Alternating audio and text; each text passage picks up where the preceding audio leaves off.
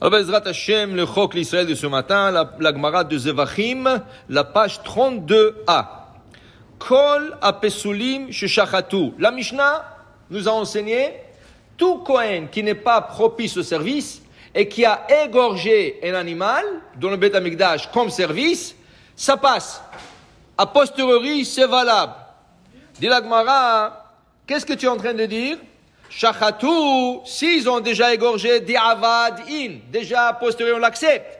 Les chatrila, ça veut dire qu'a priori tu ne laisseras pas un Kohen pas propice au service de l'égorger. Qu'est-ce que c'est un Kohen qui n'est pas propice? Par exemple, un Kohen qui a un défaut physique. Ça, il a un moum que la Torah appelle. Un Kohen qui est gaucher. Il n'est pas soul pour le service. Il ne peut pas faire le service. Un Kohen qui s'est cassé le pied ou le bras. Pas soul pour le service. Maintenant, si le moum, si le défaut physique s'en va, il retourne à son statut. Mais, ça ne veut pas dire qu'il ne peut pas manger des sacrifices. Il peut manger des sacrifices. Il peut couper des bois pour le Beth Amikdash. Mais, s'occuper des sacrifices dans le Beth Amikdash, un Kohen Baal Moum, un Kohen avec un défaut physique, ne peut pas le faire. Mais alors là, tu m'enseignes, dit la Mishnah, la Gemara, tu m'enseignes, qu'un Kohen qui a un défaut physique, s'il a égorgé l'animal, c'est acceptable, mais c'est pas a priori. Comment tu dis cela? La Gemara pose une question là-dessus.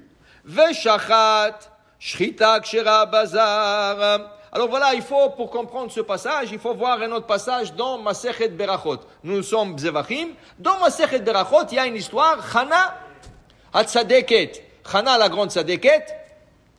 Et là, elle est stérile pendant des années. Et là, elle prie, jusqu'à qu'Akadosh Baruch Hu a écouté ses prières. Quand elle a eu son fils, elle a dédié au Beth Amikdash. Elle a dédié son fils au Beth Amikdash. Vous savez qu'au Maroc, les femmes qui faisaient beaucoup de fausses couches, elles dédiaient leur bébé à Rabbi Shimon Bar Yochai. Elles dédiaient leur bébé à Rabbi Meir Balanes. Elles dédiaient leur bébé à la Chevra Kadisha. Comme si le bébé lui appartenait pas. Là, comme il ne lui appartenait pas, elle qui perdait beaucoup de enfants, là, le bébé était né. Ok? Dans les montagnes du Maroc, le chleu, eux, ils perçaient l'oreille du bébé, ils mettaient une boucle d'oreille à un garçon. Okay? Tu peux voir des photos des rabbins, de grands kabbalistes, des rabbins, qui ont une boucle d'oreille.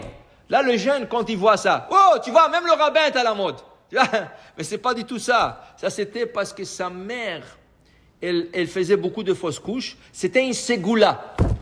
C'était, je crois que le grand-père de Baba Saleh, il avait une boucle d'oreille. Pourquoi? Parce que sa mère avait des bébés et le bébé mourait. Il n'y avait pas de vaccin à l'époque.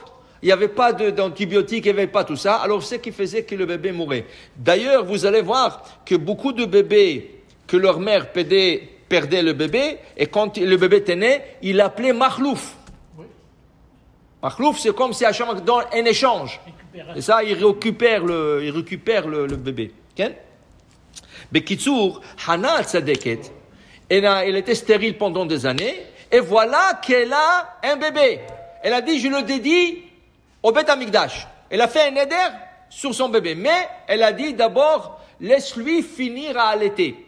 À l'époque du Hana, le bébé allaitait 24 mois. 2 ans. Voilà, le 2 ans s'écoule. Et elle emmène le petit, elle emmène Shmuel. Qui l'a eu? Elle a eu Shmuel à Navi. Le prophète Shmuel. Le bébé était prophète Shmuel.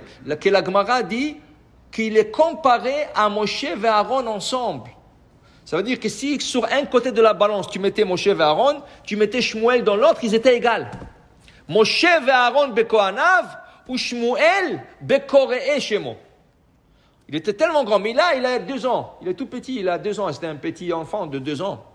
Et l'on met Beth Amikdash, et l'on met un grand taureau pour sacrifice, et ils arrivent, on lui dit, on n'a pas un Kohen pour égorger ton sacrifice. Il faut chercher un Kohen. Et il cherche, 10 minutes passent, 15 minutes passent. Alors Shmuel Hanavi, qui avait 2 ans à cette époque, il leur dit, mais qu'est-ce que vous cherchez un Kohen? N'importe qui peut égorger l'animal. Le Kohen, il intervient quand il y a le sang qui coule, il reçoit le sang, il marche avec le sang, il asperge sur l'autel. Mais pour égorger, n'importe qui peut égorger. Comment tu sais ça? Il dit, regardez la paracha du Kohanim, qu'est-ce qu'elle dit?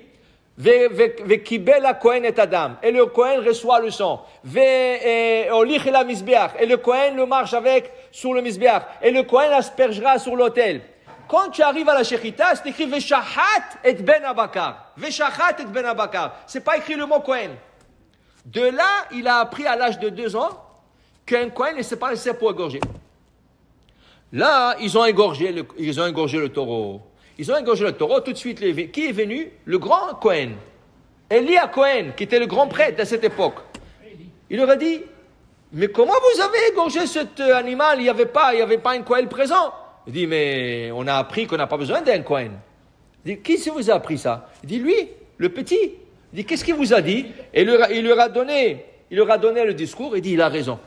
C'est vrai, il a raison. Mais, le fait qu'il vous a montré la loi devant moi, que moi je suis le maître ici dans ce Beth Amikdash, je suis le Kohen Gadol, le fait qu'il a montré la loi, je dois prier pour lui pour qu'il meure.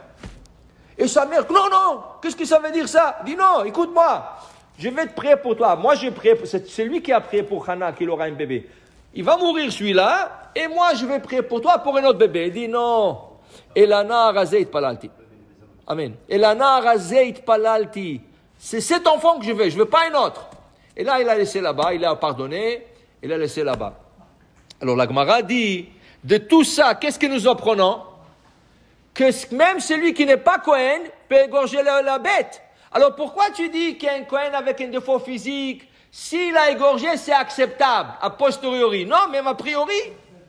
Dit la Gemara, répond la Gemara, Mishum, de Kabael mitne temeim, de lechatchila lo gzera shema ega babasar. Dans la Mishnah, on a mis ensemble le Kohen Baal Moum et le Tamé. Un Kohen qui n'a pas de Moum, mais il est impur. Le Kohen qui est impur, il y a un problème. S'il touche le sacrifice, il impurifie le sacrifice. Mais qu'est-ce qui arrive s'il a un long couteau? Vous savez que le couteau de Shrita, pour le poulet, il est court. Et pour la vache, il est plus long.